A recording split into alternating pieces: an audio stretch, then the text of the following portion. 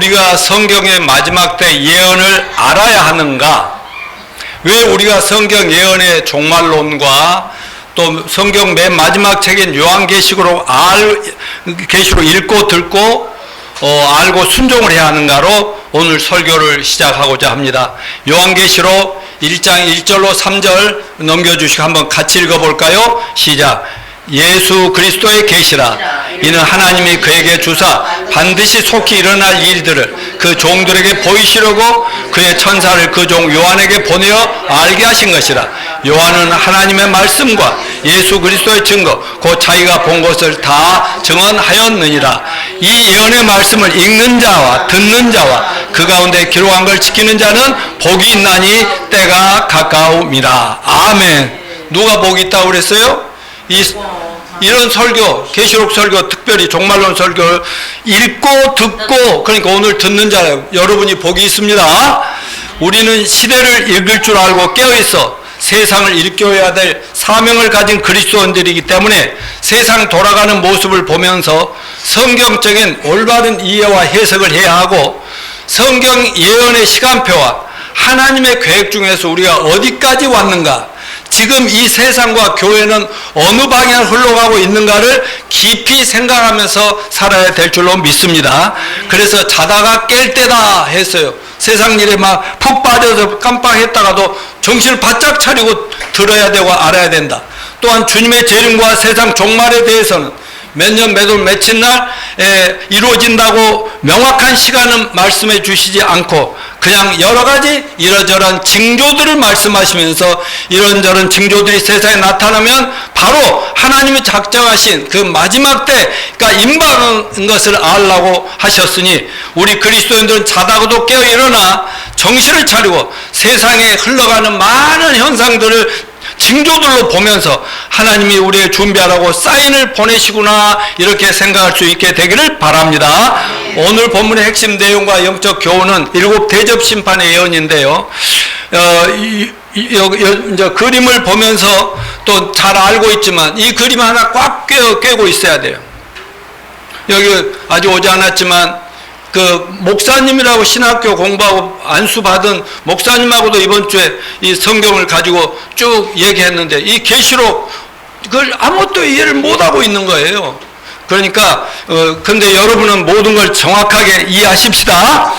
요한계시록 2장 3장에는 무슨 시대라?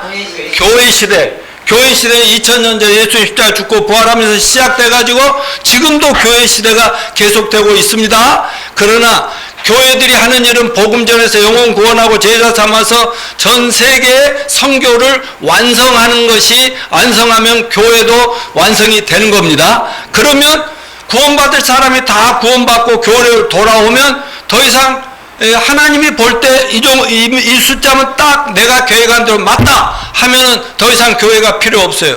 그러면 구원받은 진짜 하나님의 자녀들은 하늘로 데려감을 당한다고 그랬죠. 부활해서 하늘로 올라간다. 이건 뭐라고 그랬죠? 휴거라고 했습니다. 이 땅에서 교회가 사라진 뒤에부터 여기에 적그리스도가 나타나고 7년 대환란이 되는데, 이게 요한계시록 6장부터 19장이라는 걸 정확하게 알아야 돼요. 교회는 3장에서 끝났다니까. 6장부터 19장까지는요 교회가 없어요. 이때 6장부터 19장 사이가 7인 심판, 7 나팔 심판, 7 대접 심판이 예언이 되어 있어요. 맞으면 구원받을 사람 다 받고 이제 하나님 피난시키고 나서 이제 끝까지 회개하지 않고 예수 안 믿는 사람 다 죽인다. 그리고 심판을 막 때리는 겁니다. 오늘 본문에서는 7 대접 심판 예언 중에서 7가지 대접 심판이지만 6가지 대접 심판은 인류 하나님의 마지막 심판하시는, 재림하시면 심판하셔서 멸망을 시키는 마지막 단계의 그 심판이라는 것을 알아야 됩니다. 특별히 이것은 7년 대환란 중에서 이 7년이 있는데 전 3년 반이 있고 후 3년 반 마지막 때에 이루어지고, 그래서 오늘은 6가지 7년 대접 심판에 대해서 하는데 7가지 마지막 제 것은 또 이제 하나님이 7년 대환란 심판의 총결산이니까 다음에 또 말씀드리기로 하겠습니다. 근데 일곱 대접 심판이 이전에 공부했던 일곱 인심판과 일곱 나팔심판 이런 것들과 무엇이 다르냐? 좀 다른 게 있어요. 다른 특성이 있습니다. 앞에 일곱 나팔 심판도 사람들이 엄청 죽어나갑니다. 인류 막 3분의 1이 죽고 그래요. 막 해가 캄캄해지고 막 물이 쓴물이 되고 바다가 막 그 이상한 물이 되고 동물이 되고 하니까 막 고기들이 다 죽고 3분의 1이 죽고 막 바다 모든 배들이 막 3분의 1이 깨지고 난리가 되는데, 이런 심판과 일곱 대접 심판의 차이점은 뭐냐? 앞에 두 대접 인심판과 대접 심판은 나팔 심판은 자연 우주 만물에 대해서 하나님 심판하는 거예요. 이 세상 타락한 세상을 막 지구를 막 심판해 버리는 거예요.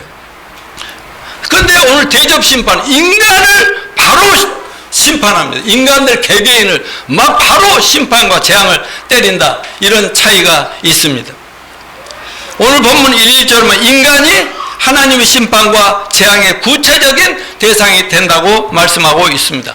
자, 그러면 우선 간략하게나마 6가지 대접 심판을 봅니다. 첫째 대접 심판은 짐승의 표 666 표를 받은 자들을 개인적으로 심판한다. 본문 계시록 16장 1, 2절 같이 읽어요. 시작. 또 내가 들으니 성전에서 큰 음성이 나서 일곱 천사에게 말해 너희는 가서 하나님 진노의 일곱 대접을 땅에 쏟으라. 첫째 천사가 가서 그 대접을 땅에 쏟음에 짐승의 표를 받은 사람과 우상에게 경배하는 자들에게 악하고 독한 종기가 나더라.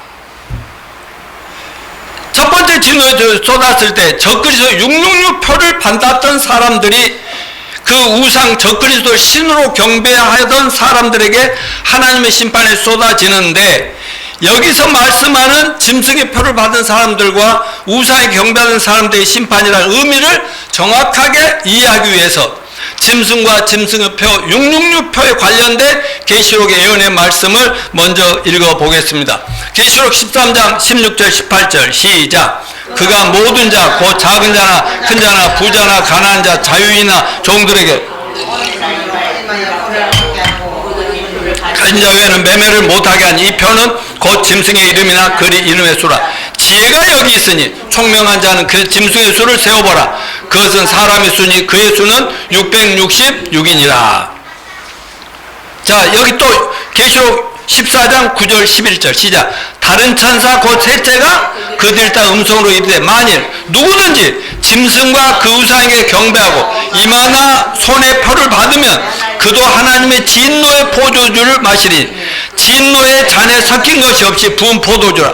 거룩한 천사들 앞과 어린 양 앞에서 불과 유황으로 고난을 받으니 그 고난의 연기가 세세토록 올라가려도 짐승과 그 우상에게 경배하고 그의 이름표를 받는 자는 누구든지 밤낮 쉼을 얻지 못하더라 하더라. 계시록 13, 14에 다룬 마지막 시대에 적그리스도가 인류를 통제하는 수단으로서 이마나 오른손에, 그러니까 우리는 그때 여기 있어요 없어요?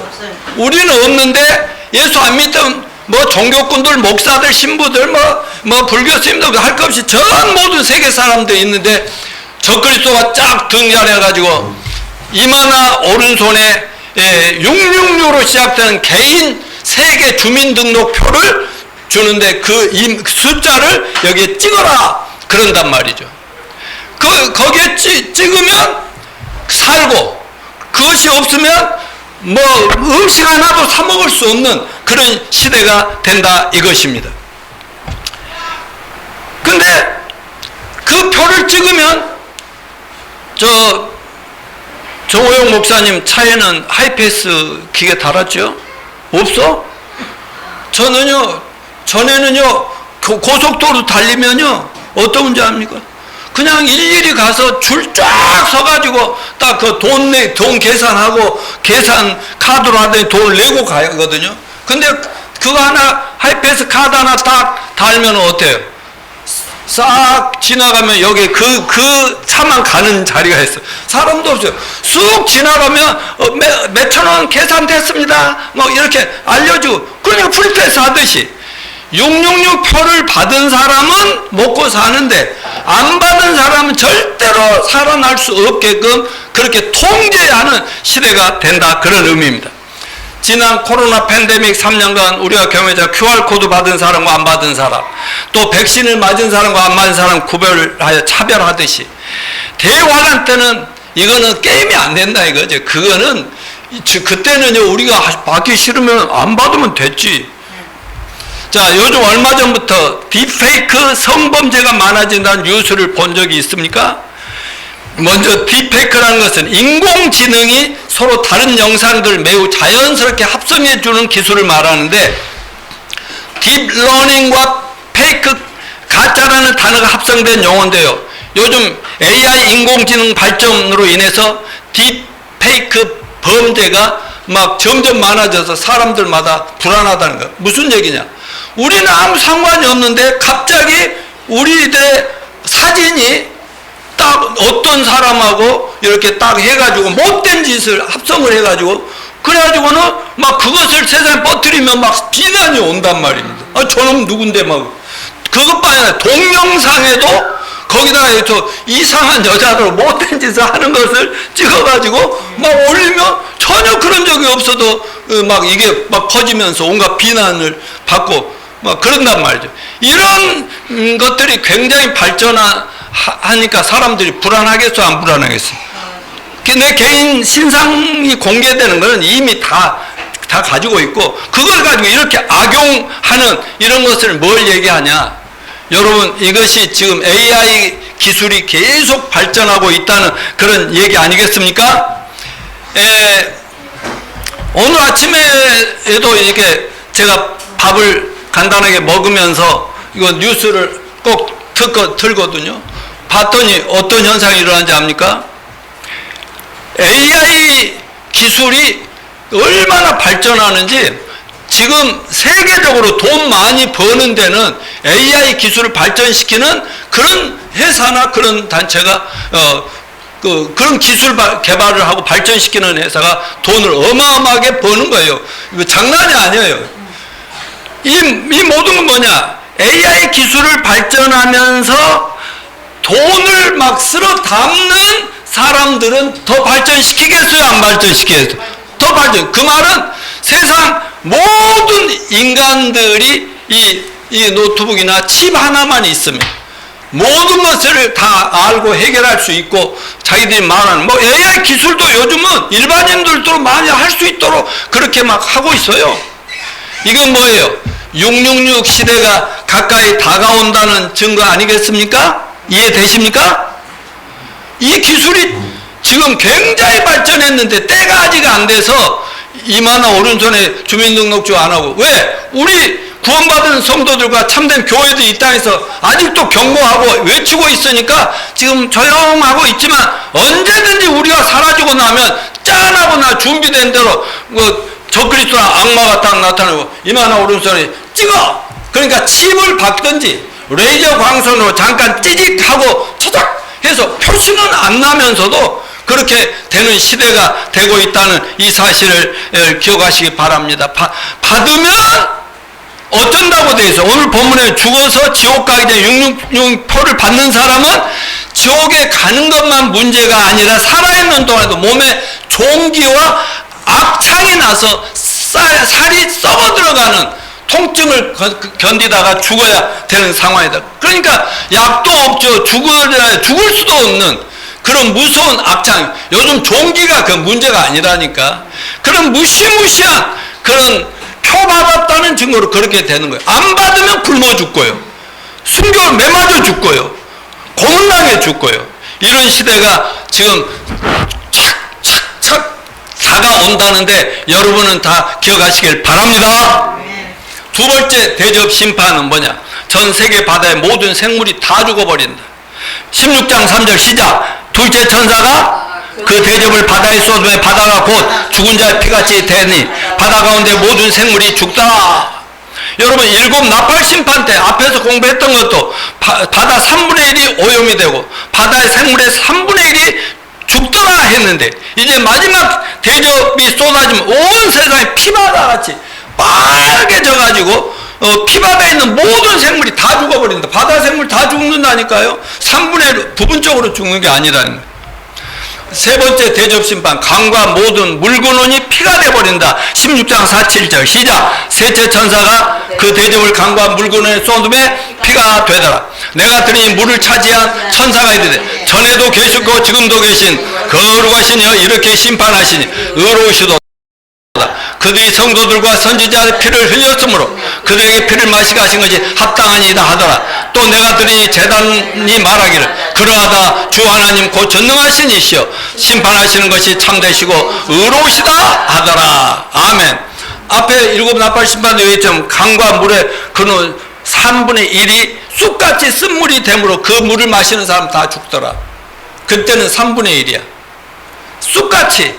그것이 뭐 핵무기에 뭐 폭탄의 물이든지 뭐 하나님이 아주 악독한 것을 섞어서 강물에 뿌렸든지.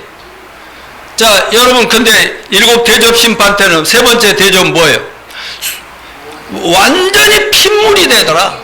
그러니까 물을 틀거나 저기서 물을 받으려고 물을 마시려고 하면요 핏물이 쏟아지는데 썩은 냄새가 나는 핏물. 짐승과 사람이 썩은 핏물을 하나님이 해서 그거를 먹을 수도 없고 안 먹으니 목말라 죽고 이렇게 돼버리는 상황이 온다.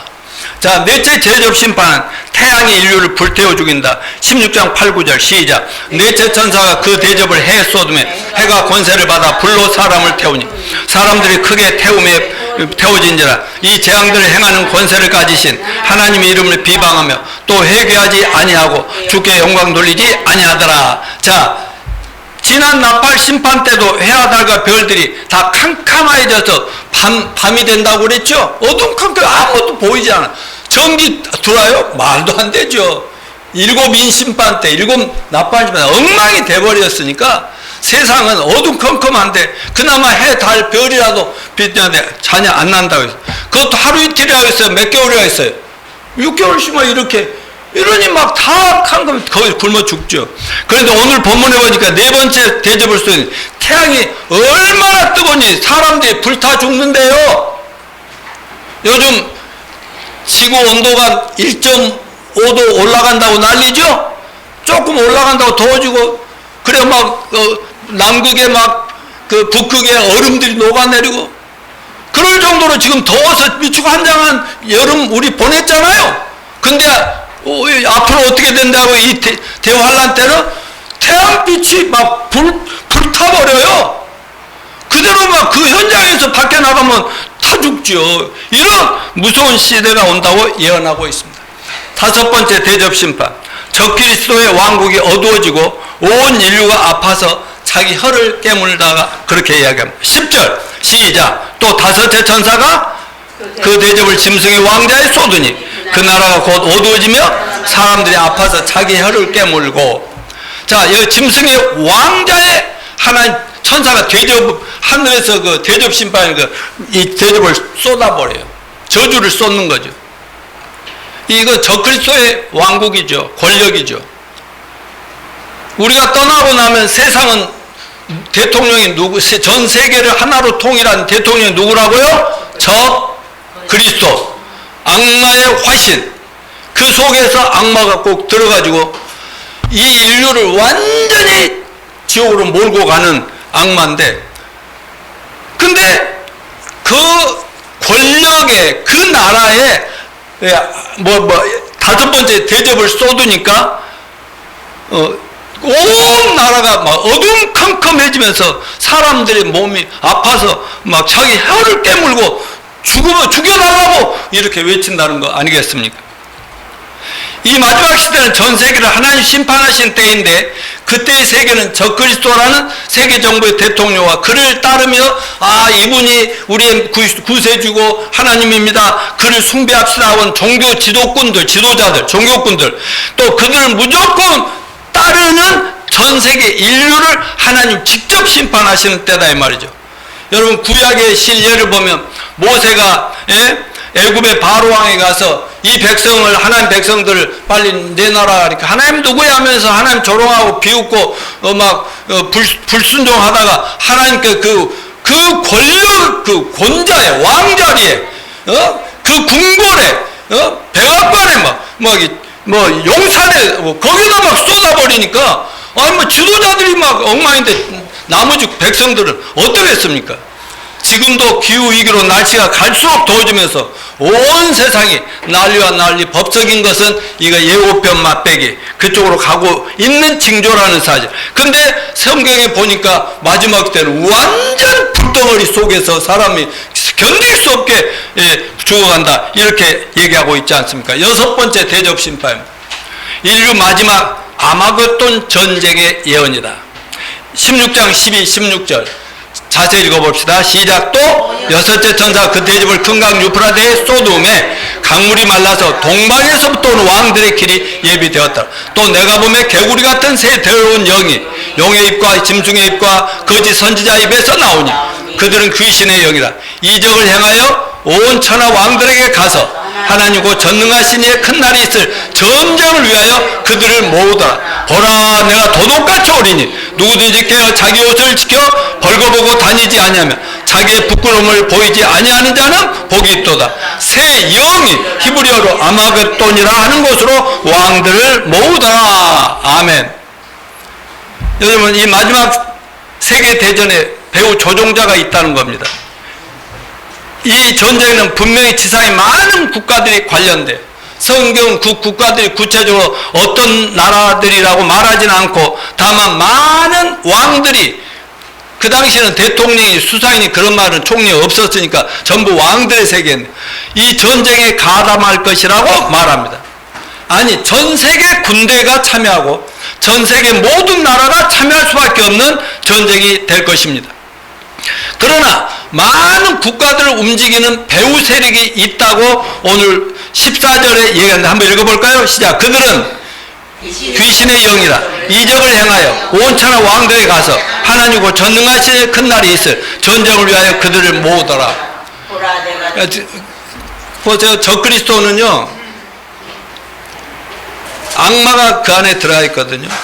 그러니까 얼마든지 기적도 일으켜요. 적그리스도는 누구한테 암살당하지, 트럼프 때 암살당하다 한번 쓰러졌는데 3일 만에 짠하고 일어나니 사람들이 미치고 한장하고 박수칩니다.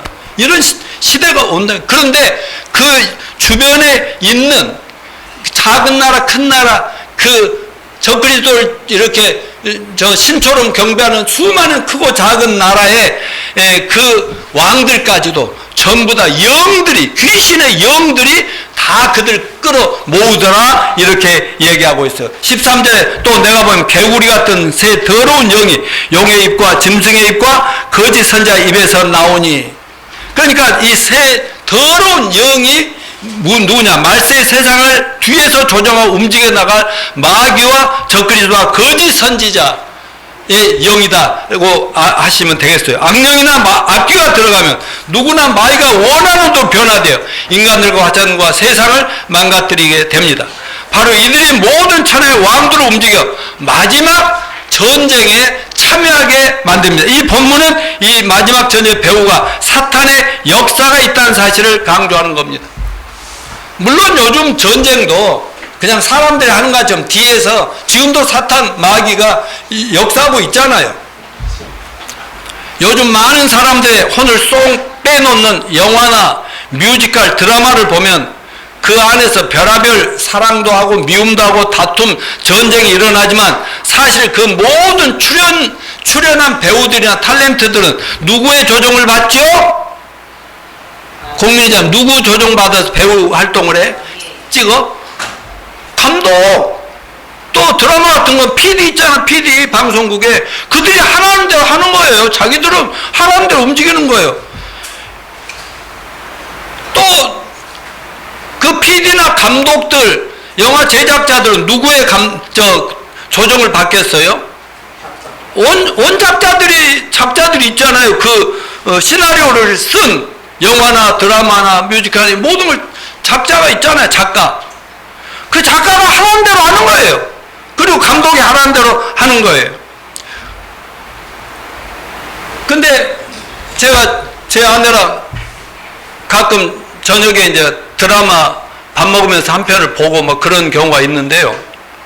보면은 여러분 영화나 드라마 보면 열불 날 때 있어요, 없어요? 근데 그건 드라마고 영화일 뿐이지 우리가 열불 내면서 막 이 시키 하면 우리 죄 짓잖아요. 그런데 그렇게 저절로 나올라 해요, 안 나와요? 근데요, 그럴 때 내가 뭐라 하는지 압니까? 다 작가가 지가 원한 대로 지금 저렇게 시킨 대로 하는 건데 우리까지 죄를 질 필요가 있을까? 막 그러면서 깔깔 웃으면 또 내 아내도 요즘은 저 자식 왜 저러지? 그러면 작가가 마음대로 하는 거 이러면서 웃고 그러거든요. 그런 것처럼 이 세상에 정치, 경제, 사회, 문화 모든 것을 지금도 뒤에서 누가 조종하고 있어요? 어디로 끌고 와 있어요? 멸망의 단계로. 마지막 나만 당할 수 없다. 너희들도 다 끌고 와서 너희도 당해야 돼. 그래서 어떻게든지 예수 못 믿게 하고 예수 교회 다녀도 구원도 못 받게 하고 어떻게든지 그냥 가짜들만 세상에 양산을 시키는 이런 시대가 됐다 그 말입니다. 여러분 정치 지도자들 가끔은 하나님의 말씀에 인도를 조종을 받는 사람들도 있을 것입니다. 그렇지만 대부분의 정치 지도자들이 그 악한 영의 지배를 받아서 정치, 권력, 돈, 이 모든 것들 잡아서 하려고 하는, 그러다 보니까 사람을 짓밟고 짓이기고 죽이고 막 이런 역사가 일어나지 않아요. 지금 북한의 김정은이가 계속 쓰레기 풍선을 막 투하하고 있잖아요. 그 우리나라도 막 드론 같은 거 쏴서 보냈대. 예? 그러니까 언제든지 이제 우리는 너희 남한은 우리 한 민족도 아니다. 남한 이 새끼들 죽인다 막. 우리는 너희들 까불 준다. 서로 이렇게 싸우고 난리 아닙니까? 근데 지금 북한의 실정은 지금 이렇게 인터넷이 발전하고 막 폰이 발전하고 이러니까 어때요? 그쪽에 북한의 동포들도 이미 김정은이가 신이 아니구나. 대한민국 또 다른 나라는 이렇게 잘 사는데 우리는 왜 이렇게 거지같이 살아야 되고 굶주리고 죽어야 액만 뭐 조금만 뭐 하면 죽게면 이러는가.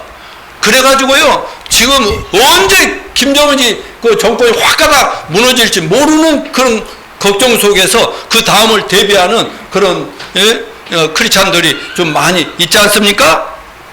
그러므로 그리스도인들이 정치 영역에 관심을 가지고 정치가 올바르게, 아까 목사님 얘기하듯이 이 정치하는 사람들도 하나님을 믿고 하나님의 인도를 받아서 똑바르게 정치를 하도록 그렇게 기도하는 것이 저희들의 사명이라고 믿습니다. 어떤 철학자가 말했습니다. 우리가 정치에 무관심할 때 우리보다 못한 형편없는 인간들의 지배를 받는 비극을 당할 수 있다. 여러분 미국 대통령 선거가 지금 다가오고 있고요. 대통령 선거에 누가 되느냐에 따라서 막 또 세상이 어떻게 바뀔지 몰라요. 앞으로 우리나라에도 국회의원 또 선거, 대통령 선거, 지방자치단 선거, 또 다음 주 수요일 날은 뭐 있어요? 서울시 교육감 보궐선거가 있고 이러잖아요. 그러니까 우리는 막 데모에 가서 막 저놈들 쳐부시라고 욕하고 싸우고 막 이게 우리가 할 일이 아니라 우리는 기도를 열심히 하면서 하나님이 역사하시도록 기도합시다. 그리고 또 투표 때가 되면 투표만이라도 올바르게 정확하게 하는 저와 여러분이 되시기를 바랍니다.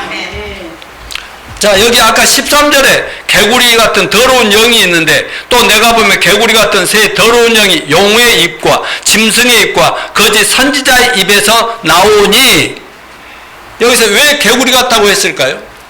레위기 11장에 보면 개구리들 더러운 생물로 취급하고 있어요. 개구리는 그 모양새가 관상이 좋지 않아서 그랬는지 모르지만 여하튼 개구리는 상징적으로 더러운 것을 상징합니다. 더러운 것. 아마도 본문의 경우는 가치관을 왜곡시키고 거룩한 것을 속되게 만드는 더러운 영들의 역사를 보여주고자 개구리라는 표현을 쓴 것 같습니다. 이 새 영이 뭐예요? 용의 입. 용은 누구예요? 사탄 마귀. 용이라고 그러죠. 그 다음 짐승은 적그리스도. 거짓 선지자는 모든 통합 종교의 종교 지도자. 그래가지고 그들이 세 명이 한 통속이 되는데 거기에 악령이 세 영이 이들을 조종해가지고 세상을 망가뜨린다 한 겁니다. 여호와 하나님께서 모세를 통해서 애굽의 10가지 재앙을 때릴 때에도 두 번째 재앙이 어떤 심판이었어요. 재앙이었어요. 개구리 재앙이었죠. 애굽 온 나라의 지방과 사방 청지에 개구리들을 확 풀어놓으니까 막 사람들이 지겨워서 죽고 막 숨고 난리가 아니었습니다. 그 더러운 영들이 온 세계 모든 정권들과 정치 지도자들에게 영향을 미치면서 온 인류의 마지막 전쟁을 위하여 역사할 것이다 라고 예언합니다. 자, 그러면 아마겟돈 전쟁은 어디서 일어나는가? 16절에 보니까 세 영이 히브리 음으로 이스라엘 언어로 아마겟돈이라는 곳으로 왕을 모은다. 그래서 아마겟돈이라는 걸 히브리어로 하르 무기또이며 이는 무기또산, 또 무기또 평원, 무기또 골짜기라고 하는데, 여기 보면은 이스라엘 나라에 저 예루살렘이 있고 저 사마리아 있고 갈멜사인데 옆에 무기또라는 저 북쪽에 지중해 쪽에 있잖아요. 분명히 현재 있는 그곳이거든요. 이스라엘 역사에서 무기또는 전쟁으로 얼룩진 장소입니다. 그러므로 이스라엘의 예언자 스가랴 선지자는 무기또를 큰 애통을 상징하는 장소로 묘사했는데 12장 11절 시작. 그날에 예루살렘에 큰 애통이 있으리니 무기또 골짜기 하단 무림몬에 있던 애통과 같을 것이라. 여기서 강조하려는 건 전쟁이 일어나는 특정 장소가 될 수도 있지만 문제는 마지막 전쟁이 악마가 일으키는 파멸의 전쟁이라는 점에 주목하시기 바랍니다. 여섯 번째 대접이 쏟아질 때 그 당시 세상에 거의 모든 나라들의 군대가 이 마지막 전쟁을 위해서 모이는데 어느 쪽으로 모이냐? 결국은 지금 현재 이스라엘 나라 중동전이 지금 계속 커지다 말다 지금 하고 있는 그 중동에서 그쪽으로 전부 다 모일 거라는 것을 말씀하고 있습니다.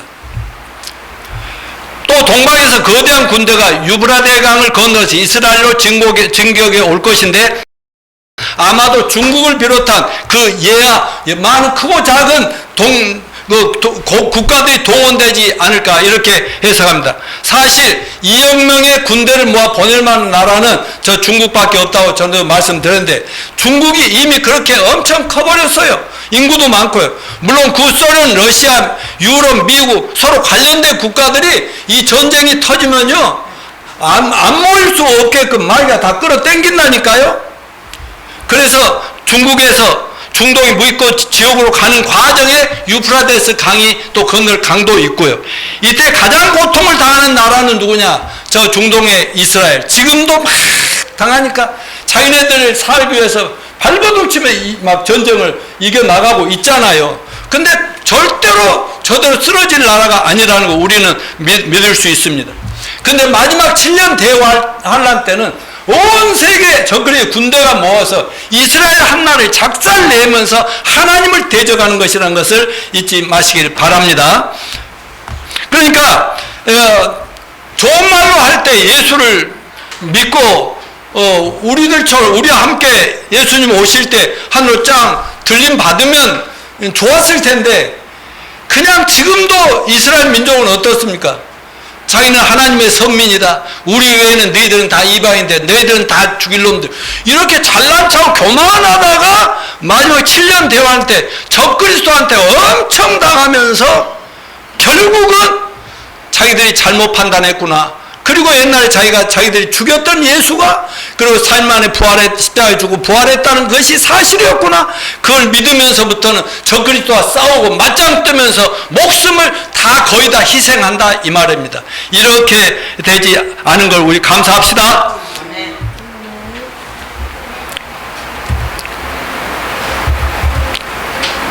자, 아마겟돈은 악이 최종적으로 패배하는 것을 상징합니다. 제가 자주 직선적 세계관과 윤회적 세계관을 얘기했죠. 직선적 세계관이 뭐죠? 시작이 있으면 끝이 있다. 성경도 시작의 책이 공인이자면 뭐죠? 창세기. 그 맨 마지막 책은 뭐다? 요한계시록이다. 그 정도 이제 다 알잖아요. 그러면 시작이 있고 끝이 있고, 그러면 창세기는 창조, 하나님 인간 창조, 우주를 창조하시고, 또 마지막 계시록은 이 세상을 멸망시키면서 마지막 새하늘과 새 땅 새 예루살렘 완성시키는 거. 이게 왜 직선적? 그러니까 지금 수천 년 전부터 쭉 오면서 우리는 2000년 전에 예수님이 이 땅에 초림하셔서 어린아이로 태어날 그때부터가 말세였다고. 말세. 그러니까 지금은 말세 중에서도 끝부분에 마지막 때에 와서 우리가 예수 믿고 지금 하나님께 예배하고 있다는 사실을 잊지 마시기 바랍니다. 이게 또 원더풀이죠. 그러니까 직선적 세계관을 가지고 보면 지금 마지막 때가 지금 가까이 오고 있구나. 그렇다면 우리도 주님이 곧 재림하신다는 것. 제가 아침마다 말씀 보낼 때 뭐라고 해요? 샬롬으로 시작해서 마라나타 그러죠? 주님 곧 오실 거다. 우리가 늘 그거를 깨워서 서로 만날 때마다 마라나타. 주님 곧 오실 거야. 서로 위로하고 격려하자. 그런 얘기 했지 않습니까? 그렇지만 요즘 많은 신학자들은 종말을 부인하는 글을 많이 쓰고 있어요. 그들의 글에 있어 공통점, 종말이 실제적인 사건이 아니라 단순히 상징적인 의미일 거라고 하면서 막 성경 말씀을 왜곡시켜 버린다 그 말입니다.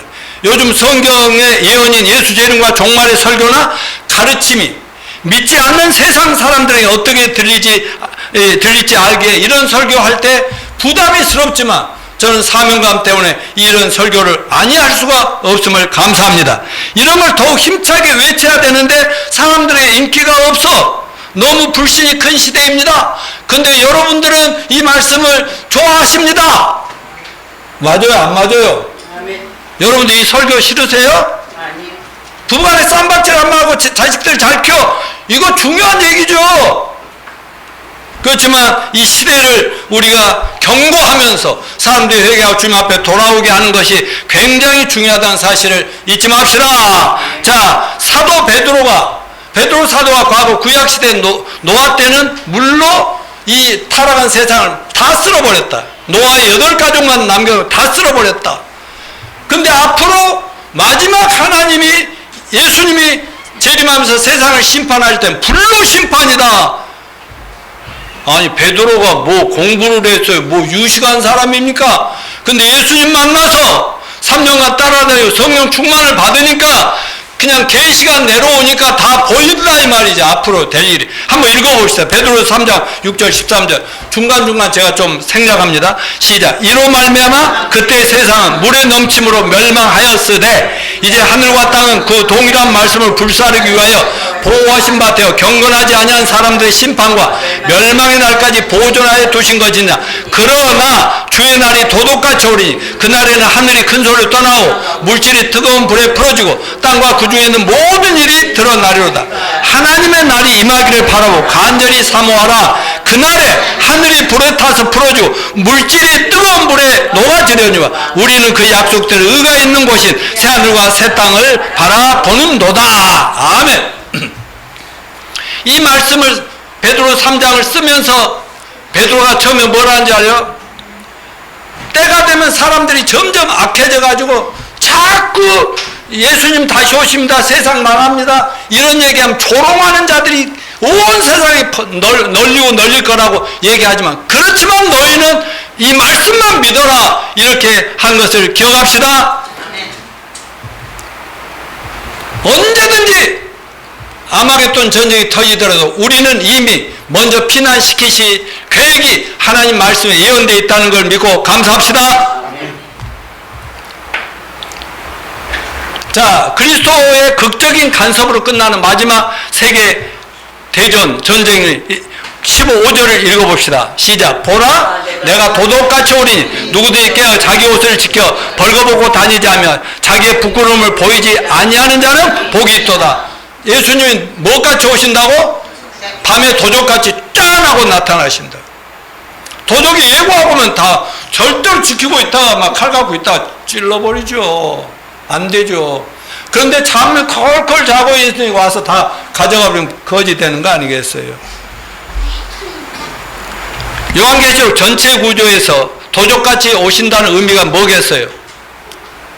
아무리 사단이 발악하고 발악을 해도 또 아무리 교회들이 잘못돼가도 주님은 계속 한 사람 한 영혼 한 영혼을 계속 구원해 나가면서 때를 보고 때를 기다리고 현재까지 교회, 전 세계 교회 몇 명이 구원받았는가?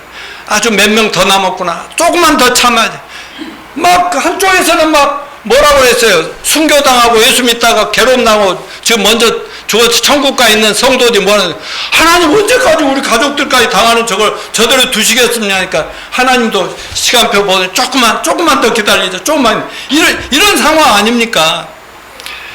여러분, 이 세상은 갈수록 사탄 마귀의 손아귀에 들어가고 있다는 걸 기억합시다.